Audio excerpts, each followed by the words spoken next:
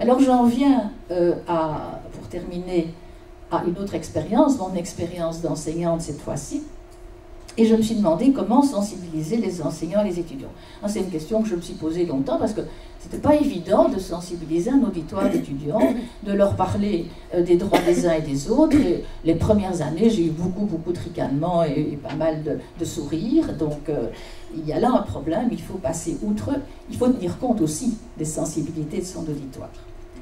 Et comme il est clair qu'on enseigne bien que ce qu'on a soi-même appris, une des premières choses, évidemment, est d'introduire systématiquement le genre dans la formation des maîtres.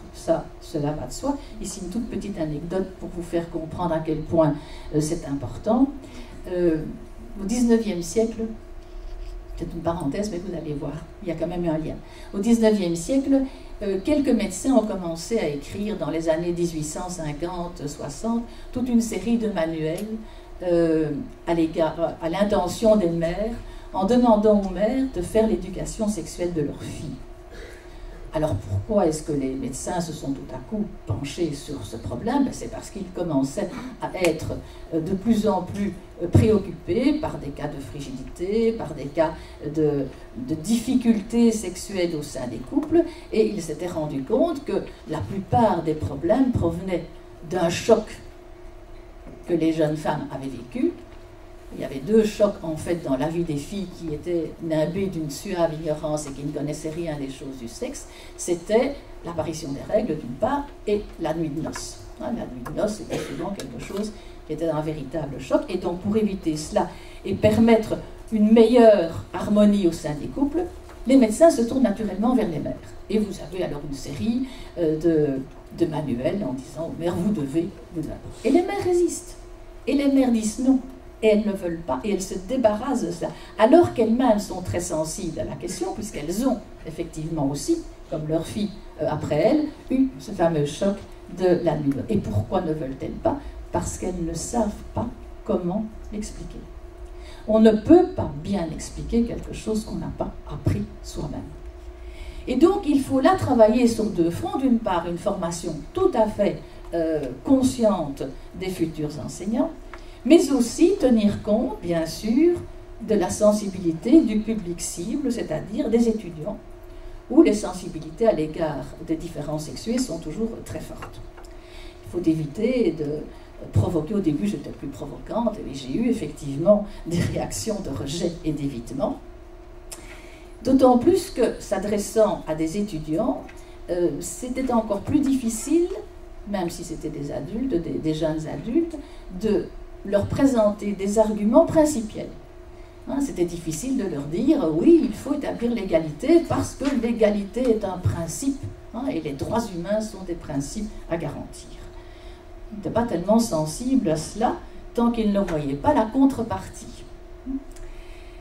Je crois que c'est un aspect qui n'est pas souvent soulevé et pourtant c'est une des principales sources de débat dans les cours, et qu'on a pu encore constater lors de l'exposition que nous avons fait Garçons-Filles, un destin pour la vie, quand on écoutait les débats des élèves qui venaient voir l'exposition, c'est qu'il est extrêmement difficile pour les garçons de renoncer de gaieté de cœur à une supériorité quand ils ne voient pas les avantages en contrepartie.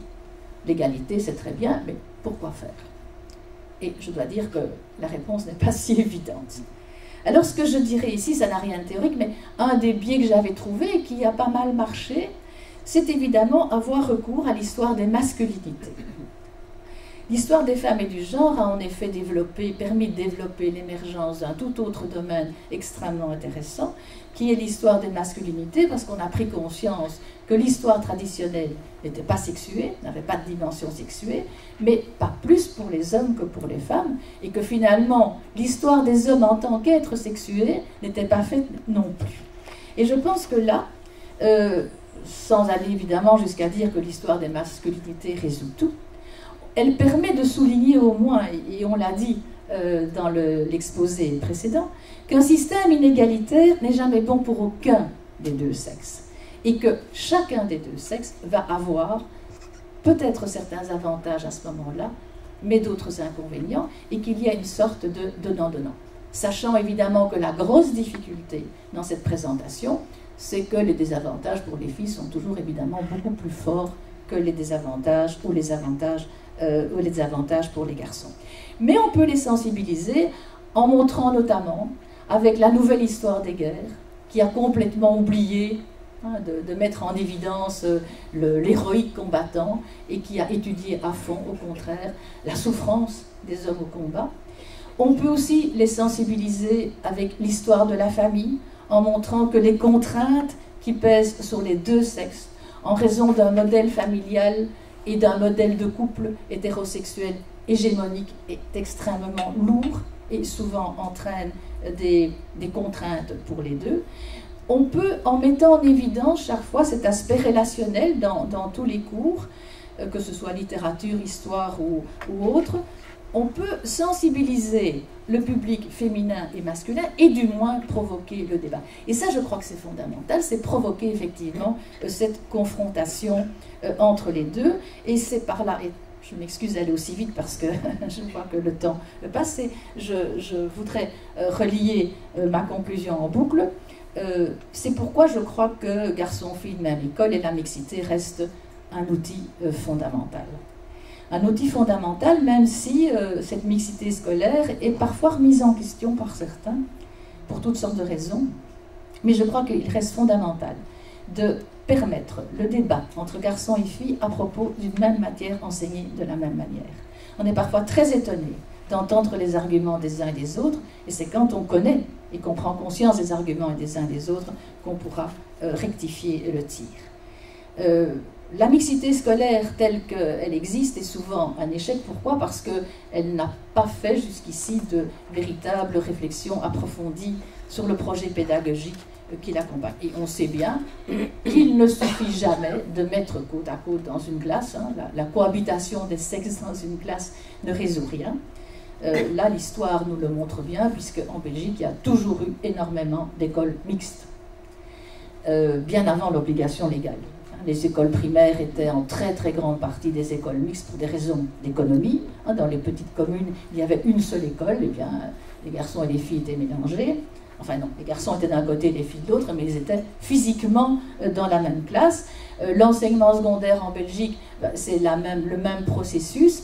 C'est au moment où l'État a décidé de créer des lycées, il a créé des classes supérieures dans les écoles moyennes existantes, et là où il n'y avait pas d'école moyenne existante, eh bien, il a ouvert les athénées des garçons aux filles, et comme c'était un projet uniquement de rationalisation économique, ça n'a pas été suivi de beaucoup d'effets pour l'égalité des sexes. Mais je reste persuadée que cette formule de la même école pour garçons et filles, et surtout le débat à propos de matières dans lesquelles chaque fois on montre la part des filles, la part des garçons, les désavantages pour les uns et pour les autres, reste à mon sens un des moyens, en tout cas c'est le seul que j'ai trouvé personnellement, un des moyens pour essayer d'entamer ces stéréotypes qui ont la vie aussi dure. Je vous remercie.